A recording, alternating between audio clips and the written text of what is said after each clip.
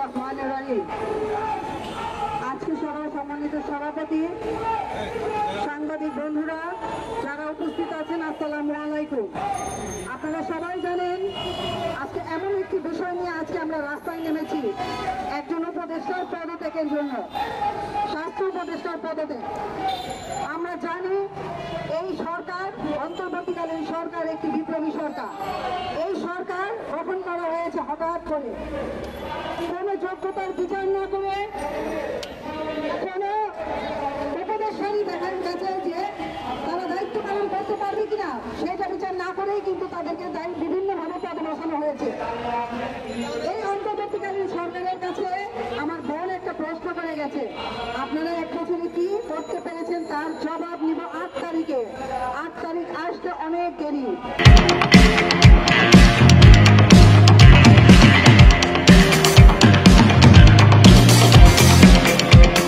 আমরা এখনই আপনার কাছে জবাব চাই, আপনার উপদেষ্টা পরিষদে যারা বসে আছেন তারা কতটুকু সফলতার সাথে তাদের দায়িত্ব পালন করতে পেরেছেন। আপনারা জানেন কিছুদিন আগে মহাবিস্তানে যে দুর্ঘটনা ঘটেছে, উপদেষ্টা পরিষদকে ছাত্র জনতা অবরোধ করে রেখেছে। কেন রেখেছে? তাদের মনের ক্ষোভ, তাদের অধিকার, তাদের যে প্রাপ্য সেইটা না পাওয়ার কারণেই কিন্তু সেই ক্ষোভ থেকে উপদেষ্টাদেরকে তারা অবরুদ্ধ করে রেখেছে। এইরকম প্রত্যেকটা উপদেষ্টাকে যদি অবরোধ করে রাখে তাহলে বুঝে নেন এই দেশের জনগণ আপনাদের উপর কতটা আস্থাশীল। উপদেষ্টার কাছে, মাননীয় উপদেষ্টার কাছে আমরা একটা অনুরোধ করতে চাই। আমরা দেখেছি প্রত্যেকটা সরকারেরই স্বজনপ্রীতির কথা আমরা শুনেছি।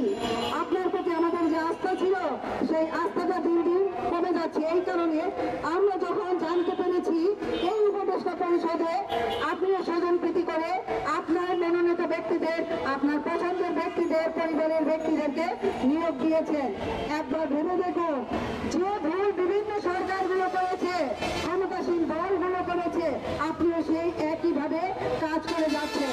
এই দেশের জনগণ কিন্তু রক্ত দেওয়া শিখেছে, এই দেশের জনগণ কিন্তু ফ্যাসিস্টদের বিতাড়িত করতে শিখেছে। আপনিও ভুলে যাবেন না, আপনাকে বিতাড়িত করার জন্য, আপনার উপদেষ্টা পরিষদকে বিভাজিত করার জন্য এই দেশের জনগণ প্রয়োজনে আবার রাস্তায় নামবে, আবারও তারা রক্ত দিবে। মাননীয় উপদেষ্টা, আপনার কাছে অনুরোধ করতে চাই, এখনো সময় আছে। এই সংস্কারের মাধ্যমে আপনার উপদেষ্টা পরিষদকে পুনর্গঠন করে আপনি আপনার দায়িত্ব পালন করুন। আমরা আবারও আপনার পাশে থাকবো। সংগ্রামী ভাই বোনেরা, আপনাদের কাছে একটা জিনিস বলতে চাই, সংস্কার কমিশনের নামে একটি কমিশন গঠন করা হয়েছে। সেই কমিশনের দৃষ্টি আকর্ষণ করছি, আপনারা গণতান্ত্রিক সরকার প্রতিষ্ঠার জন্য যে সংস্কার করতে যাচ্ছেন আমরা সেটাকে সাধুবাদ জানাই। মহান আল্লাহর কাছে সুখ সেবা শক্তি দান করার অনুরোধ করছি এবং যারা আহত আছে তাদের অতি দ্রুত সুস্থ হওয়ার কামনা করে আমি শুধু বলবো, আপনি যখন আসছেন তখন বলেছিলাম আপনাকে যে আপনি ফেল করলে বাংলাদেশ ফেল করবে, কিন্তু 1 বছর 8 তারিখে আপনি শপথ নিয়েছেন। কি করেছেন আপনি? 8 তারিখে প্রত্যেকটা উত্তর দেবেন।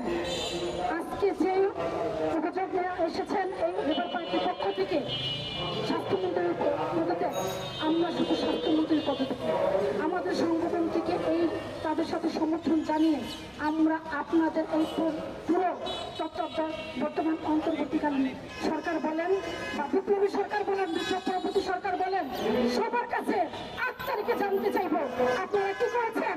পাচার কেটে টাকা এনেছেন, এখন উল্টা করেছেন। ডক্টর ইউনূস স্যার, আপনি কি জানেন যখন 18 সালে আমরা যুক্তফ্রন্ট থেকে শেখ হাসিনার সাথে দেখা করতে গিয়েছিলাম তখন শেখ হাসিনা বলেছিল আপনারা যে আমাকে পদত্যাগ চান, নির্বাচন চান, আমার প্রধানমন্ত্রী দেখতে চান না, তাহলে কাকে চান? ব্যক্তি দেখান। তখন আমাদের বিএনপির মহাসচিব সহ ডক্টর কামাল সহ তারা চুপ করেছিলেন, বলতে পারেন নাই। আপনি চেয়ার ছাড়েন, এই চেয়ার দেশপ্রেমিক নাগরিককে চিনে নিবে, তারা চুপ করেছিলেন। সেদিন থেকে আপনাকে আমরা মনে প্রাণে নিয়েছিলাম। পারিবারিক ভোট চায়, যেভাবে চায় সেভাবে বলেছিলাম। ডক্টর ইউনূস স্যারকে আপনারা দেশ দেওয়ার সুযোগ দেন। তারা বলেছিল সে শিক্ষক, আমরা তার উত্তর দিয়েছি। পুলিশকে কেন করবো বলেছি, 50 কোটি টাকা আনতে সাহায্য, আন্তর্জাতিক নেতা, ওনার দেশে বিদেশে অনেক পরিচিতি আছে। আমাদের রাজনৈতিক নেতারা যতটুকু সাহায্য করতে